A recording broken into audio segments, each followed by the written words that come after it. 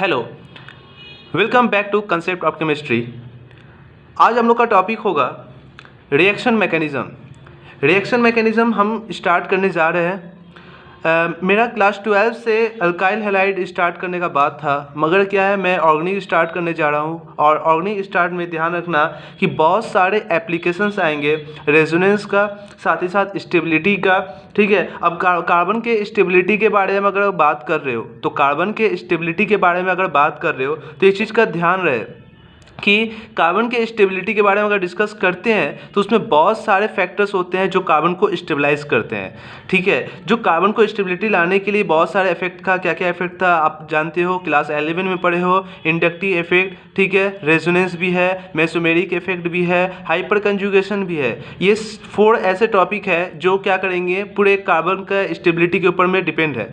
तो अब ये ध्यान रखना कि हम ये बोल सकते हैं कि ये 4 फैक्टर को इंपॉर्टेंट है समझना रिएक्शन मैकेनिज्म में। इसलिए हम अल्काइल हैलाइड स्टार्ट नहीं किए हैं कि बहुत सारे बच्चे रिएक्शन मैकेनिज्म को नहीं किए हुए हैं, इसलिए मैं डायरेक्ट स्टार्ट कर रहा हूँ क्या, रिएक्शन मैकेनिज्म। और रिएक्शन मैकेनिज्म से फिर हम लोग करते करते वहाँ पर जुड़ेंगे क्या, alkyl halide and aryl halide. क्योंकि स्टेबिलिटी ऑफ कार्बोकैटायन के बेसिस पर मैं बात करूँगा तो ये 4 फैक्टर बहुत ही इंपॉर्टेंट है। ठीक है, तो ये स्टार्ट करने जा रहा हूँ। पहला जो हम लोग पॉइंट पढ़ने वाले हैं रिएक्शन मैकेनिज्म, तो मैं यहाँ पॉइंट देता हूँ रिएक्शन मैकेनिज्म।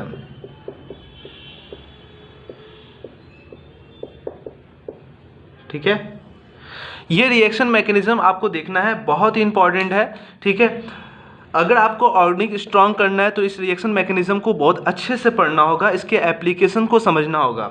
तो चलो हम लोग स्टार्ट करते हैं। जब कोई भी आप रिएक्शंस करते हो तो उसमें ध्यान रखना रिएजेंट होता है। ठीक है, एक S और एक मैं ले रहा हूँ R। ठीक है, बहुत सारे रिएक्टिंग स्पेसीज आपस में क्या करते हैं, कंबाइन करते हैं और क्या बनाते हैं, प्रोडक्ट बनाते हैं। ठीक है, मगर हम ये बोलना चाह रहे, पहले हम ये बोलना चाहेंगे, जब रिएक्शंस स्टार्ट होता है कोई भी ऑर्गेनिक केमिस्ट्री में, अगर तुम रिएक्शंस कर रहे हो और इस रिएक्शंस के दौरान में अगर बात करूं तो ये देख रहे हो S यहाँ पर मैंने लिखा है, यहाँ पर क्या, एक ये रिएक्टेंट है, ये R और S मिलकर क्या बनाया, रिएक्टिंग बनाया। ठीक है, रिएक्टेंट है। और ये रिएक्टेंट, एक चीज़ ध्यान रखना कि ये जो तुम देख रहे हो इसको बोलते हैं सबस्ट्रेट। क्या बोलते हैं, सबस्ट्रेट। ठीक है, सबस्ट्रेट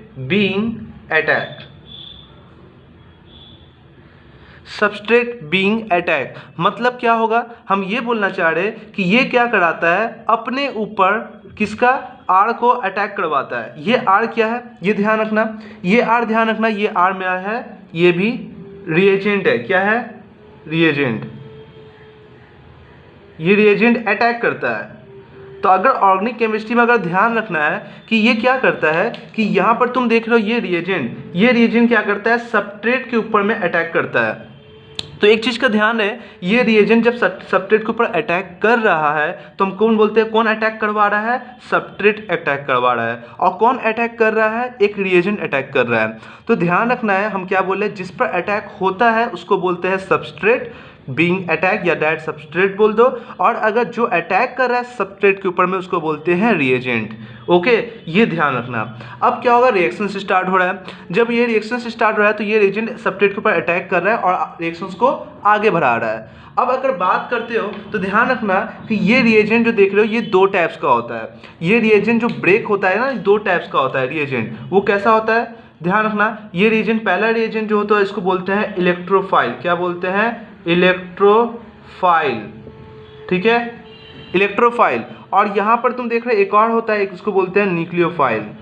ठीक है, न्यूक्लियोफाइल। ओके, एक है इलेक्ट्रोफाइल, एक होता है न्यूक्लियोफाइल। ओके, तो ध्यान रखना है। अब ये इलेक्ट्रोफाइल जनरेट कैसा होता है, देखने में कैसा होता है, ध्यान रखना, इलेक्ट्रोफाइल जो होता है वो होता है E+, शॉर्ट नोटेशन इसका, इलेक्ट्रोफाइल का E+। और न्यूक्लियोफाइल को हम लोग दिखाते हैं क्या, Nu-। मतलब न्यूक्लियोफाइल, शॉर्ट नोटेशन इसका। तो अभी हम लोग क्या देखे, एक सबस्ट्रेट है और एक रिएजेंट है। सबस्ट्रेट क्या कर रहा है, अटैक करवा रहा, तो किस पर करवा रहा है, सबस्ट्रेट पर, और ये रिएजेंट क्या कर रहा है, अटैक कर रहा है उसके ऊपर में। ओके, अब ये रिएजेंट दो टाइप्स के होते हैं, एक होता है मेरा इलेक्ट्रोफाइल, दूसरा होता है मेरा न्यूक्लियोफाइल। अब अच्छे से ये बात समझे कि इलेक्ट्रोफाइल मतलब क्या हो गया और न्यूक्लियोफाइल का मतलब क्या हो गया, ये अलग अलग हम लोग बेसिस पर बात करेंगे। मगर हम ये बोल सकते हैं जैसे ये अटैक करता है तो अटैक करने के बाद यहाँ पर एक इंटरमीडिएट स्टेट बनता है। क्या बनता है, इंटरमीडिएट स्टेट, रिएक्शन के दौरान इंटरमीडिएट स्टेट बनता है, और यही इंटरमीडिएट स्टेट से आगे बढ़ते हुए हम लोगों को क्या मिल जाता है, प्रोडक्ट। ठीक है, इसमें एक और होता है टीएस होता है, ट्रांजिशन स्टेट, हम आगे बात करेंगे।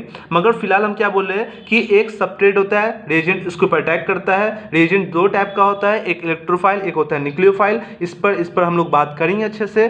ठीक है, अभी हम लोग ये बोलना चाह रहे हैं, उसके बाद जब ये अटैक करता है तो इसके दौरान क्या होता है, एक इंटरमीडिएट स्टेट बनता है। ये इंटरमीडिएट स्टेट क्या होता है, स्टेबलाइज होता है। ठीक है, किसके बेसिस पर हम लोग आगे डिस्कस करने वाले हैं, और यही इंटरमीडिएट फिर क्या बनता है, आगे जाके क्या बनाता है, फाइनल हमको प्रोडक्ट के फॉर्मेशन में मिलता है। अब एक बात का थोड़ा ध्यान दे, हम ये बोलना चाहेंगे कि जब रिएक्शन मैकेनिज्म के अकॉर्डिंग मैं पढ़ रहा हूँ ऑर्गेनिक केमिस्ट्री के अंदर में, तो एक चीज़ का ध्यान होना चाहिए कि ये सबस्ट्रेट रिएजेंट के ऊपर अटैक करा रहा है। हम क्या बोले, ये सबस्ट्रेट क्या करवा रहा है, अपने ऊपर रिएजेंट का अटैक करवा रहा। तो ये सबस्ट्रेट अटैक क्यों करवा रहा, अब ये क्वेश्चन अराइज होता है। क्वेश्चन हमारा ये अराइज होता है कि ये सबस्ट्रेट क्यों अटैक करवा रहा, ये सबस्ट्रेट क्यों अटैक करवा रहा है रिएजेंट को। तो ये बहुत सारे फैक्टर है, तो इसी फैक्टर को हम लोग स्टार्ट करने वाले हैं। इसी पैरामीटर को जो सबस्ट्रेट क्या कर रहा है, अपने आप को अटैक करवा रहा है, वो 4 पैरामीटर है। 4 पैरामीटर को तुम लेके चल सकते हो। ठीक है, जो सबस्ट्रेट अटैक करवा रहा, ये जो सबस्ट्रेट अटैक करवा रहा, ये 4 पैरामीटर है। क्या क्या इफेक्ट हो सकता है, क्या क्या फैक्टर है जो सबस्ट्रेट अपने ऊपर अटैक करवाना चाह रहा है, वो क्या क्या है। तो पहला जो हम लोग डिस्कस करने वाले हैं वो करने वाले हैं इंडक्टिव इफेक्ट।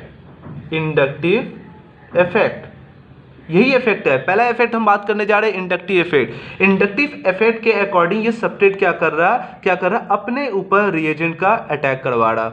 ओके, दूसरा क्या बात कर सकते हैं, दूसरा हम बात कर सकते हैं मेसोमेरिक इफेक्ट भी हो सकता है। ठीक है, मेसोमेरिक इफेक्ट भी हो सकता है। ओके, ये दूसरा इफेक्ट हुआ। तीसरा अगर मैं बात करूं क्या हो सकता है, तीसरा इफेक्ट रेजोनेंस भी हो सकता है।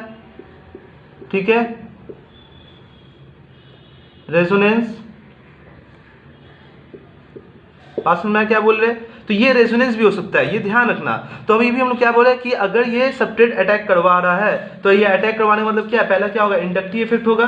ठीक है, इंडक्टिव इफेक्ट होगा, दूसरा क्या होगा, मेसोमेरिक इफेक्ट होगा, और तीसरा क्या होगा, रेजोनेंस होगा। ओके, अब रेजोनेंस में अगर बात करते हो कि ये रेजोनेंस क्या होता है, वो हम सब डिस्कस करेंगे। 4 अगर बात करते हो क्या है, हाइपर कंजुगेशन, क्या बात कर सकते हो, हाइपर कंजुगेशन भी इफेक्ट है। ठीक है, हाइपर कंजुगेशन। ठीक है, तो अब ये ध्यान रखना कि ये 4 फैक्टर है, ये 4 फैक्टर है आपके सामने जो हम लोग इस पर डिस्कस करने वाले हैं। तो ये 4 फैक्टर को आपको लेके चलना है, 4 फैक्टर लेके चलना है। हम लोग इसी के बारे में पूरा डिस्कस करेंगे कि अगर सबस्ट्रेट के ऊपर में अटैक रिएजेंट कर रहा है तो सबस्ट्रेट के ऊपर क्या क्या फैक्टर है, क्या क्या पॉसिबिलिटी है जो रिएजेंट को अटैक करने का कोशिश में लगा हुआ है या रिएजेंट को अटैक करवा रहा है। ये बात समझ में आ रहा है क्या बोल रहे हैं। तो ध्यान रखना, क्वेश्चन यही उठता है कि मेरा सबस्ट्रेट जो यहाँ पर तुम देख रहे हो सबस्ट्रेट अटैक करवा रहा है, ये 4 फैक्टर है। इंडक्टिव इफेक्ट की वजह से ये सबस्ट्रेट अपने ऊपर रिएजेंट का अटैक करवा रहा है। मेसोमेरिक इफेक्ट है जो क्या कर रहा है, रिएजेंट को अटैक करवा रहा है। रेजोनेंस है जो अटैक करवा रहा है। हाइपर कंजुगेशन है जो क्या कर रहा है, ये रिएजेंट पर अटैक कर रहा है। तो और एक और है इलेक्ट्रोमेरिक इफेक्ट भी पढ़ सकते हो। ठीक है, इलेक्ट्रोमेरिक इफेक्ट भी बोल सकते हैं। यहाँ पर एक और हम लोग ऐड कर सकते हैं, यहाँ पर ऐड कर सकते हैं इलेक्ट्रोमेरिक इफेक्ट। एक और इफेक्ट है इलेक्ट्रोमेरिक इफेक्ट, लास्ट में हम लोग डिस्कस करेंगे। तो ये 5 फैक्टर है, 1 2 3 4 5। ये 5 फैक्टर के अकॉर्डिंग क्या हो रहा है, सबस्ट्रेट क्या कर रहा है, अटैक करवा रहा है अपने ऊपर। क्लियर है, चलो तो हम लोग स्टार्ट करते हैं। पहला पॉइंट क्या इंडक्टिव इफेक्ट। क्या होता है इंडक्टिव इफेक्ट, हम लोग ये डिस्कस करने जा रहे हैं। ओके।